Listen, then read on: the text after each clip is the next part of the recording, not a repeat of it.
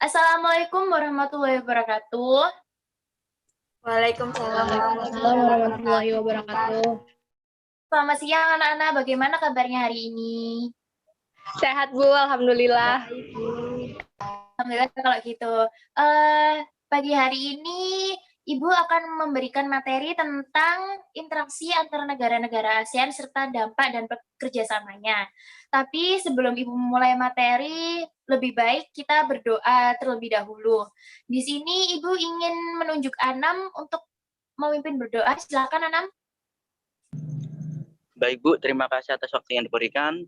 Sebelum kita memulai pelajaran pada pagi hari ini, marilah kita berdoa menurut agama dan kepercayaan masing-masing. Berdoa, persilakan.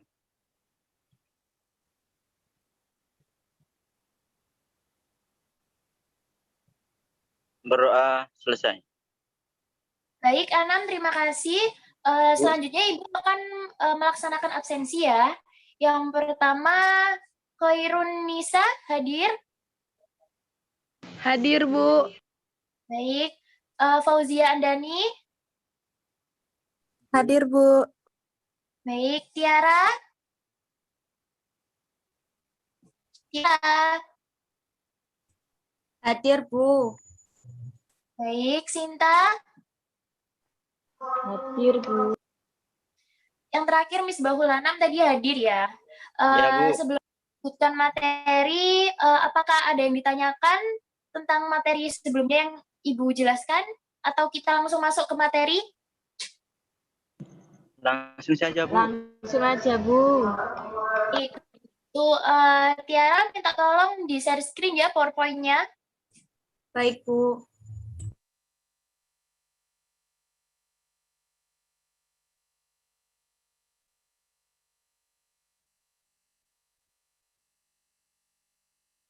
Ya, kalau begitu Ibu mulai ya, anak-anak. Bismillahirrahmanirrahim. Judul kali ini yaitu interaksi antar negara ASEAN. Next.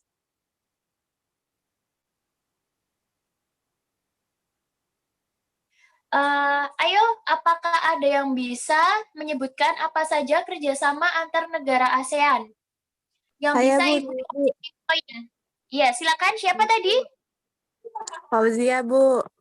Fauzia, silakan. Kerjasama yang ada di ASEAN itu kayak membantu masyarakat untuk mengutamakan kesejahteraan kelompok yang berpenghasilan rendah untuk menyetarakan pembayaran itulah, Bu. Terus yang kedua itu ada membantu perempuan dan pemuda dalam upaya pengembangan mereka, pengembangan perempuan dan pemuda. Terus juga ada bekerja sama dengan lembaga internasional terkait untuk menyelesaikan masalah pembangunan penduduk, pengembangan sumber daya manusia, peningkatan kesejahteraan, rencana promosi kesehatan, pertukaran seni dan budaya, menandatangani kesepakatan bersama, terus juga mengadakan pertemuan olahraga setiap 2 tahun sekali, yaitu SEA Games, Bu. Bagus sekali jawaban Fauzia. Fauzia udah membaca ya kemarin? Ya, Bu, udah baca dikit-dikit, Bu. Bagus. Next, kalau gitu Tiara. Di sini Ibu akan sedikit menjelaskan tentang ASEAN itu sendiri, yaitu Association of Southeast Asian Nations, yang berarti organisasi yang memiliki anggota negara-negara di Asia Tenggara yang berdiri pada tanggal 8 Agustus 1967 di Bangkok, Thailand. Dan ASEAN ini diperkasai oleh 5 negara, yaitu Indonesia, Malaysia, Filipina, Singapura, dan Thailand. ASEAN saat ini memiliki anggota 11, yaitu Indonesia, Malaysia, Filipina, Singapura, Thailand, Brunei, Vietnam, Laos, Myanmar, Kamboja, dan Timor Leste. Next, Tiara.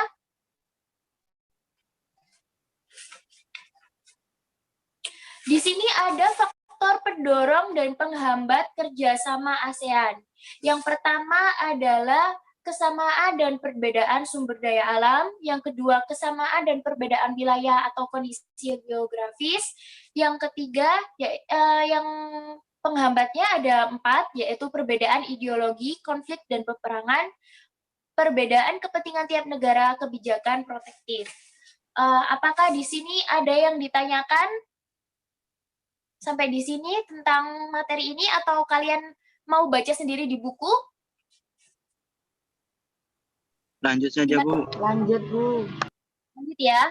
Di sini Ibu hanya memberikan poin-poin saja. Nanti kalau misalnya ada yang ingin kalian tanyakan, silakan ditanyakan ya. Next, Tiara. Kerjasama ASEAN di bidang sosial, politik, budaya, dan pendidikan. Yang pertama adalah bidang sosial dan budaya. Di bidang sosial dan budaya, contohnya, Ibu ambil contoh tentang Festival Film ASEAN, ATA, dan SEA Games. Di bidang pendidikan, ada ACT, Beasiswa Pendidikan, Olimpiade Bertaraf Regional Asia Tenggara, dan Beasiswa ASEAN Jepang.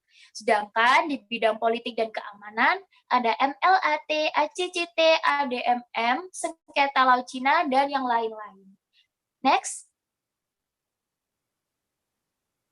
Berikut ini adalah indeks perdagangan antar negara ASEAN pada tahun 2018.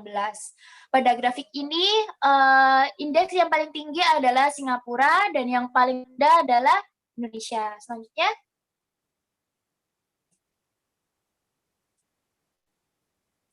Lalu ini indeks pendidikan antar negara ASEAN. Next. Nah, di sini ada pengaruh kerjasama terhadap kehidupan di ASEAN. Yang pertama adalah bidang ekonomi. Bidang ekonomi sering kita dengar tentang MEA, yaitu Masyarakat Ekonomi ASEAN. Di sini mereka membuat negara-negara yang tergabung pada ASEAN menjadi lebih mudah dalam menjual barang dan jasa ke negara-negara ASEAN yang lain, serta membuka lapangan peluang tenaga kerja asing untuk mengisi profesi yang kurang profesional sumber daya manusianya.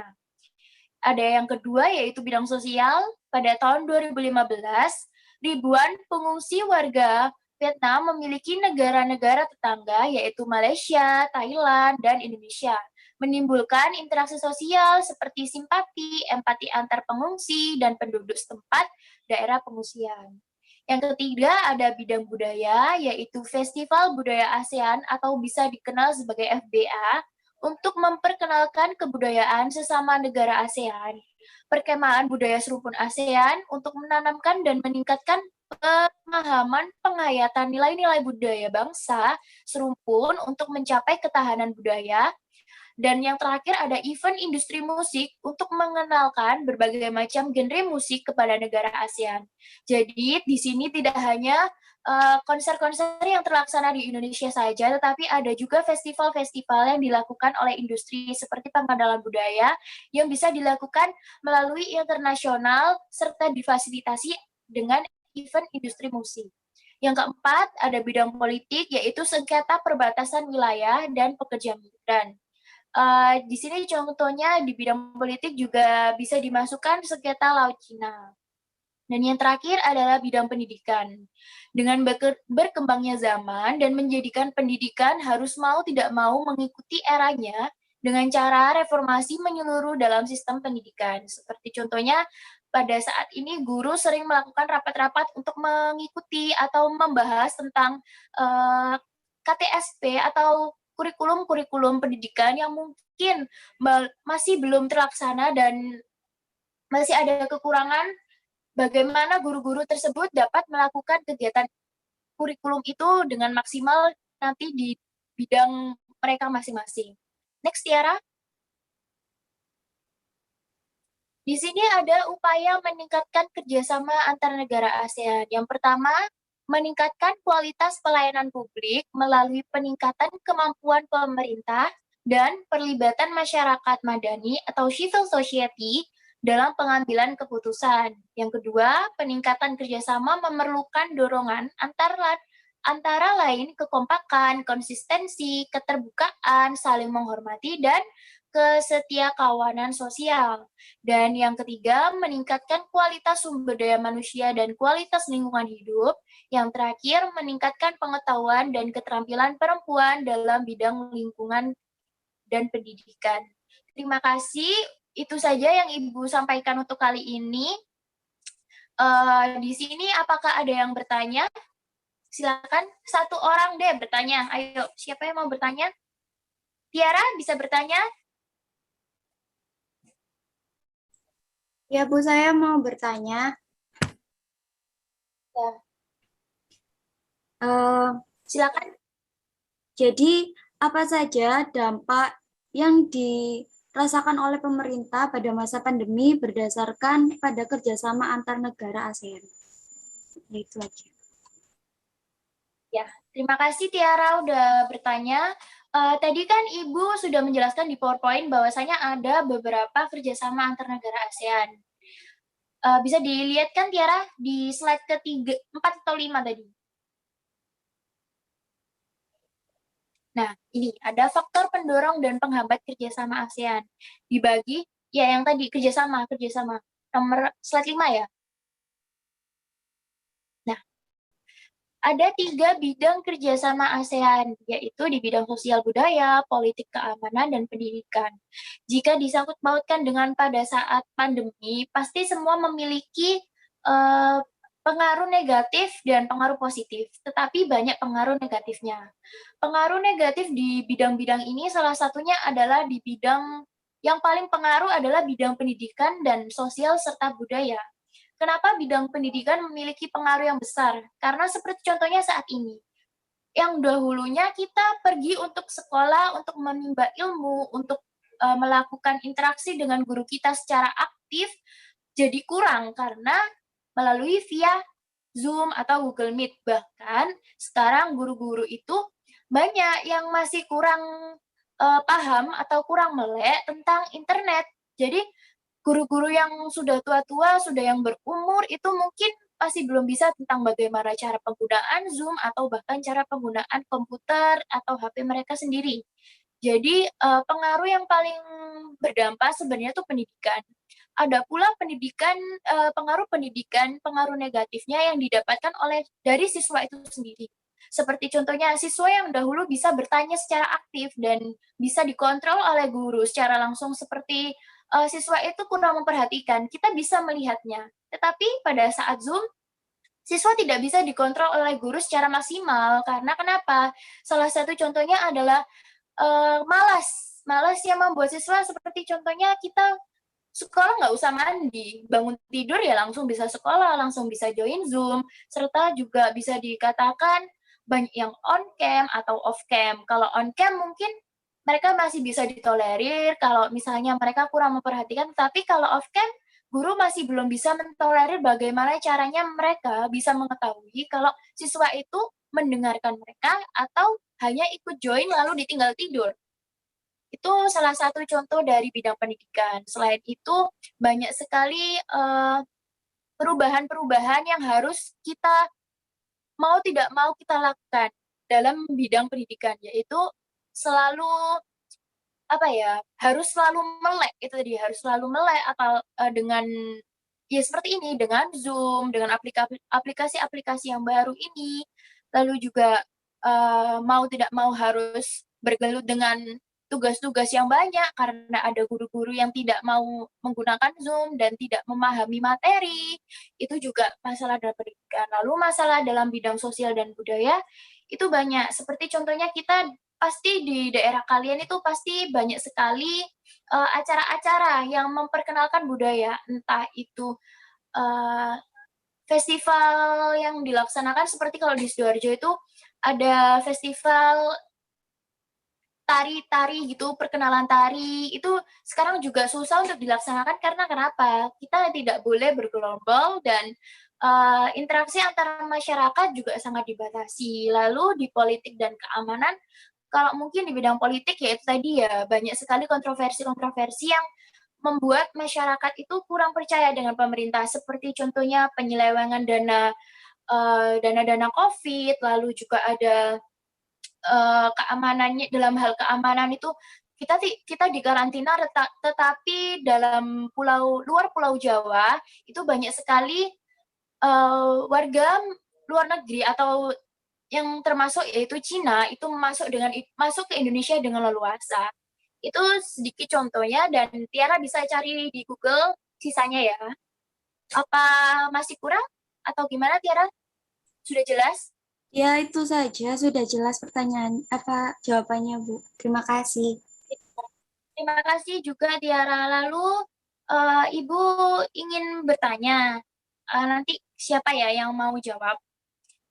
Pertanyaannya yaitu tentang, kan tadi Ibu sudah menjelaskan tentang bentuk kerjasama ASEAN di bidang sosial budaya. Lalu kan bentuk kerjasama di bidang sosial dan budaya mengharuskan setiap negara anggota ASEAN berperan aktif dan berpartisipasi dalam upaya kerjasama untuk mendukung kesejahteraan mereka sendiri.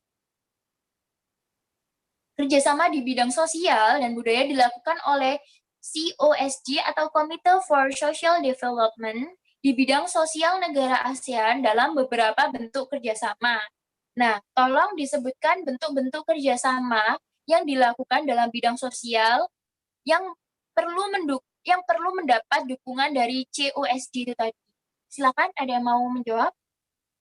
Bu, saya mau coba jawab, Bu. Oke. Iya, silakan Hoirunisa. Tadi Bu mulai diulang nggak Bu pertanyaannya? Minta tolong, Dan Bu. secara singkatnya ya, tadi kan Ibu sudah menjelaskan tentang bentuk kerjasama di negara ASEAN dalam bidang sosial dan budaya. Lalu kerjasama itu dilakukan oleh COSD atau Committee for Social Development. Sampai sini paham? Nah, di situ kan ada beberapa bentuk kerjasama. Tolong disebutkan bentuk-bentuk kerjasama yang dilakukan oleh COSD itu tadi. Silakan. Oke, terima kasih, Bu. Untuk pengulangan soalnya, saya akan coba jawab. Yang pertama ada pengembangan sumber daya manusia, terus juga ada meningkatkan kesejahteraan, rencana promosi kesehatan, makanan, dan obat-obatan contohnya, sama pertukaran seni dan budaya ASEAN, dan festival film. Kemudian ada menandatangani kesepakatan bersama ASEAN Tourism Agreement di bidang pariwisata ASEAN. Kemudian ada mengadakan pertemuan olahraga setiap 2 tahun melalui SEA Games. Itu, Bu. Ya, bagus sekali. Terima kasih banyak, Kak Indonesia. Absen berapa? Absen 12, Bu. Ya, terima kasih ya, Ibu catat. Lalu ada satu kali pertanyaan lagi yang mungkin yang sudah baca sih pasti bisa jawab. Apa yang kalian ketahui tentang manusia perahu Vietnam atau pengungsi Vietnam? Ada yang bisa jawab? Silakan. Saya, Bu. Ya, silakan Sinta ya. Silakan Sinta. Ya, orang perahu dari Vietnam atau orang yang berasal dari Vietnam atau biasa disebut dengan orang perahu ini merujuk kepada para pengungsi yang meninggalkan Vietnam dengan menggunakan jalan kapal setelah Perang Vietnam. Khususnya pada tahun 1998.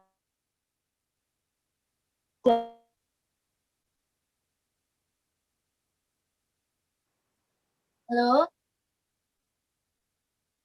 Digunakan untuk merujuk kepada seluruh orang Vietnam, kisaran 2 juta yang meninggalkan negara mereka menggunakan cara atau metode apapun antara 1975 dan 1995. Lalu jumlah orang perahu yang meninggalkan Vietnam dan pindah ke negara-negara lainnya ini berjumlah sebanyak 800.000, antaranya kisaran segitu. Terus beberapa pengungsi itu ada yang gagal untuk bertahan hidup karena menghadapi bahaya dan disiksa oleh bajak laut. Ada yang kepalanya sesak. Ada yang sesak nafas karena jauh dan juga mengalami badai di tengah laut. Nah, tujuan pertama orang perahu tersebut adalah negara-negara di Asia Tenggara, yaitu seperti negara Malaysia, Indonesia, Thailand, Filipina, Singapura, lalu ditambah koloni Britania yaitu Hong Kong. Mungkin hanya itu Bu yang dapat saya ketahui. Sekian, terima Baik. kasih. Ya, terima kasih Sinta, jawabannya bagus. Bisa teman-temannya. Bu, Ya, saya ingin bertanya mengenai pertanyaan tadi dan jawaban dari Eti. Lalu bagaimana sikap warga negara Indonesia terhadap pengungsi Vietnam atau kapal-kapal Vietnam tersebut, Ibu? Bagaimana ya, Bu? Terima kasih. sama-sama. Sebelumnya terima kasih sekali kepada Eti karena sudah dijelaskan dengan sangat rinci dan bagus sekali jawabannya. Lalu di sini Anam langsung menyambar dengan pertanyaan yang sama tetapi dengan aspek yang berbeda, yaitu tentang bagaimana pandangan warga negara Indonesia tentang pengungsi-pengungsi ini. Tadi Ibu sudah jelaskan di slide bahwasanya ada contoh yang Ibu pakai yaitu tentang pengungsi ini. Dan respon yang dimiliki oleh warga-warga Indonesia yang ditransfer untuk pengungsi ini sangat baik dan tidak ada diskriminasi sama sekali. Respon-respon yang diberikan warga Indonesia sangat baik, serta bahkan mereka juga meminjamkan Pulau Galang yang ada di Batam untuk warga-warga Vietnam yang mengungsi. Jadi mereka memberikan fasilitas-fasilitas selama beberapa tahun di Batam untuk warga-warga Vietnam tersebut. Jadi secara tidak langsung itu Indonesia mempersilahkan Vietnam untuk silahkan tinggal di sini untuk sementara sampai perang yang ada di Vietnam itu selesai. Lalu pasokan-pasokan untuk makanan dan kebutuhan-kebutuhan mereka, Indonesia yang pertama-tama juga ikut menanggung. Tetapi lama-kelamaan kan Vietnam juga mengerti dan menyadari jadi mereka ikut andil dalam pulau tersebut, bagaimana cara mereka bertahan hidup, bagaimana cara mereka makan, bagaimana cara menghidupi keluarga-keluarga mereka, lalu mungkin ya dalam bidang sosial itu tadi kerjasama sosial masyarakat dalam negara ASEAN tuh diwajibkan untuk saling tolong menolong dan tidak ada diskriminasi di dalamnya. Jadi untuk responnya ya itu sangat baik dan bahkan ada pula negara-negara yang mau meminjamkan pulau mereka untuk dipakai sementara oleh negara Vietnam. Apa sudah jelas, Anam? Halo, sudah jelas jawabannya? Ya, Bu, sudah jelas, Bu. Terima kasih. Terima kasih banyak. Kalau begitu, karena pertemuan kali ini sangat singkat dan mungkin durasinya terlalu panjang ya, kalau misalnya kita dilama-lamakan, serta paketan yang kalian gunakan juga banyak. Lalu di sini Ibu akan mencoba memberikan rangkuman materi yang sudah Ibu berikan kepada kalian secara garis besarnya. Sebentar. Materi pada hari ini memiliki rangkuman yaitu munculnya berbagai kebutuhan di setiap negara anggota, maka kebutuhan tersebut memiliki hubungan yang baik dan meningkat dalam ASEAN. Selanjutnya, dengan munculnya berbagai kebutuhan masing-masing di setiap negara seperti kebutuhan sosial, politik, ekonomi, budaya, dan bidang-bidang lainnya, maka interaksi dan kerjasama antar negara ASEAN semakin berkembang di setiap harinya. Jadi segala kegiatan di bidang-bidang tersebut bukannya semakin menurun, tapi semakin meningkat dikarenakan adanya ketergantungan di setiap negara. Lalu masyarakat ekonomi ASEAN dibentuk pada akhir tahun 2015 untuk meningkatkan daya saing ASEAN dan bersaing dengan negara Cina dan India dalam menarik investasi asing. Dan yang keempat, upaya penguatan kerjasama antar negara ASEAN dilandasi dengan 3 pilar, yaitu politik, keamanan, kerjasama ekonomi, budaya, sosial, dan segala kegiatan tersebut perlu mendorong kekompakan, konsistensi, keterbukaan, rasa ines, dan saling menghormati, serta bersatunya masyarakat yang bergabung dalam ASEAN. Materi yang akan dibahas untuk minggu depan dan kalian pelajari yaitu tentang pengaruh mobilitas sosial, pluralitas, dan multikultural. Jadi, bisa dipelajari dengan baik ya anak-anak dan dibaca sedikit-sedikit agar di waktu Ibu menjelaskan kalian juga paham. Terima kasih untuk waktu dan perhatian dari kalian. Mohon maaf kalau apabila ada salah dan kata dari Ibu, serta terima kasih yang sudah ikut serta dalam menjawab dan bertanya. Kalian luar biasa hari ini, Ibu bangga. Terima kasih. Kalau begitu, wassalamualaikum warahmatullahi wabarakatuh. Waalaikumsalam warahmatullahi wabarakatuh.